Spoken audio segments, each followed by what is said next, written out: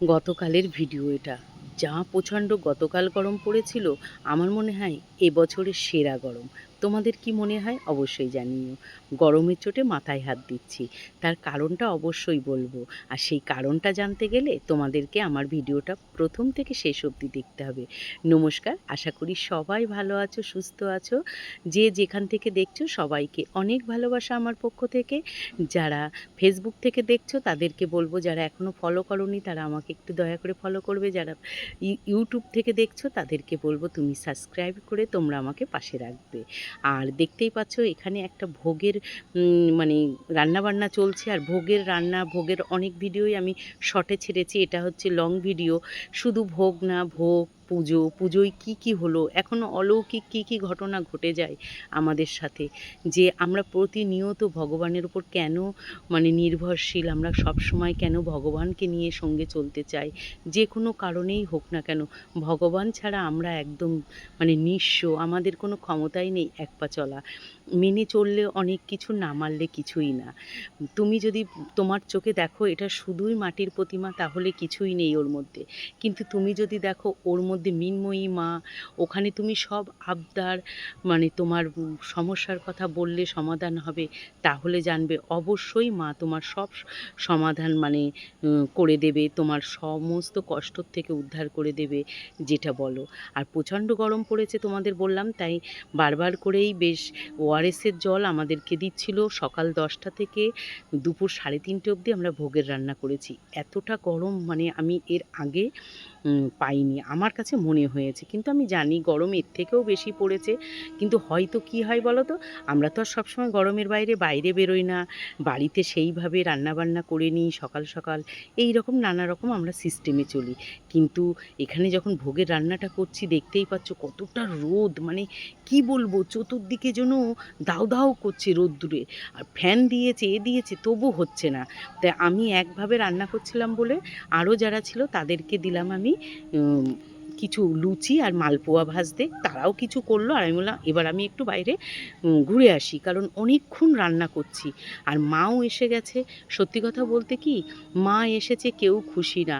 এই ঠাকুর অর্ডার দেওয়া ছিল যে বাড়ির পুজো 2 বছর আগে, কিন্তু কোনো কারণবশত একের পর এক এদের এক একটা অঘটন হয়ে যাওয়ার জন্য পুজোটা করতে পারছিল না। হয়তো মারই কৃপা ছিল না। কিন্তু সেই ঠাকুর যখন এসেছে, যেহেতু এখানে 3টে পুজো হয়, মনসা পুজো, বাবা ভোলানাথের পুজো আর মা কালীর পুজো। তোমরা দেখো মনসা ঠাকুরটা কী পরিমাণে ভাঙা, দেখতে পাচ্ছ? কি সাহস এদের! এই ভাঙা ঠাকুর নিয়ে চলে এসেছে ঠাকুর ঘরে যে পুজো দেওয়ার জন্য। এই ভাঙা ঠাকুরে কোনো দিন পুজো দেওয়া হয় না? যে বাড়ি পুজো করবে তাদের মঙ্গল হয়। তারা কেন নেবে জেনে শুনে মাকে এরকম ভাঙা? কারণ আধ ভাঙা মাকে কেন তারা নেবে? তারা গোটা মাকে নেবে, যে মাকে নিয়ে তারা একটা স্বস্তি পাবে। আর এই ঠাকুর না 1 বছর থাকবে, এরা মন্দিরে রাখবে, সেখানে পুজো দেবে। তোমরাই বলো, ভাঙা মাকে কি কোনো দিন পুজো দেওয়া যায়? এবার এই বাড়ির অনেক অনেক সদস্য আছে যারা মায়ের প্রতিনিধি, আমি বলবো প্রতিনিধি হিসেবে। মা তো এসে বলতে পারে না, এদের দ্বারাই বলাই। সত্যি এইসব অলৌকিক ঘটনাগুলো তুমি যদি মানো, এতে অনেক কিছু, না মানলে কিছুই না। এবার হ্যাঁ, এ বাড়ির সবাই মানে এবং খুব ভালোই হয়। তাই ক্লান্ত হয়ে গেছে, আমি বললাম গঙ্গা জল দিয়ে দাও। গ্রাম বাংলায় এখনও এগুলো বিশ্বাস করি। আর আমি ভোগের রান্নাই করছি মাঝে মাঝে। আর একভাবে না আর বসতে পারছিলাম না, সকাল 10টার থেকে উনুনের ধারে বসে আছি। আর এই আলুর দমটা আমি একদম ইউনিকভাবে করেছি, কিচ্ছু দিইনি এতে। শুধু একটু জিরের গুঁড়ো, লঙ্কার গুঁড়ো, গোটা গরম মশলা, টমেটো, এটা দিয়ে আর দুধ দিয়ে আমি এই আলুটা কিন্তু আগে সিদ্ধ করে নিয়েছি। খুব সুন্দর করে কষিয়েছি, একটু কিশমিশ দিয়েছি। আলুর দমটা এত সুন্দর হয়েছিল, পরে যখন বলল, যেহেতু আমি ভয়েসটা পরে দিয়েছি, অ মানে অসম্ভব ভালো। আর পুরো ভোগের জিনিস সবই ভালো হয়। এটা আমার কোনো কৃতিত্ব না, এটা স্বয়ং ভগবানই ভালো করে নেয়। কারণ এই ভোগের জিনিসে কোনো রকমভাবে আগে পিছে করা যায় না। এই যে চাটনিটাও করা হয়ে গেছে, আর দেখতেই পাচ্ছ আমার আলুর দম। মালপোয়া করেছি, এবার ওটা দিয়ে করব পাটিসাপটা। একের পর এক প্রায় 16 থেকে 17 রকম আইটেম আমরা ঠাকুরের জন্য ভোগ রান্না করেছিলাম, কিন্তু সত্যি বলছি এরকম কষ্ট হয়নি। তারপরে সন্ধেবেলায় সব রান্না বান্না করে আমি উপোস ভেঙে দিয়েছি। কারণ কি, পুজো হতে হতে অনেকটা রাত হবে, বুঝতেই পারলে। ঠাকুর নিয়ে অনেকটা সময় কেটে গেল। যে পুজো দুপুর ৩টেয় বসার কথা, সেই পুজো সন্ধ্যে ৭টায় বসছে। এবার ৩টে ঠাকুরের পুজো হবে, অনেকটা টাইম লাগবে। সেই কারণে আমি উপোস ভেঙে দিয়েছিলাম। কিন্তু আমি আগের দিনকেও নিরামিষ খেয়েছি, উপোসের দিনকেও ভোগ পুরো রান্না করে শুধু ওআরএসের জল ছাড়া কিছুই মুখে দিইনি, যেহেতু গরম ছিল। তারপরে বাড়ি গিয়ে চেঞ্জ করে আমি ঠাকুরের ওখানে আবার যাচ্ছি।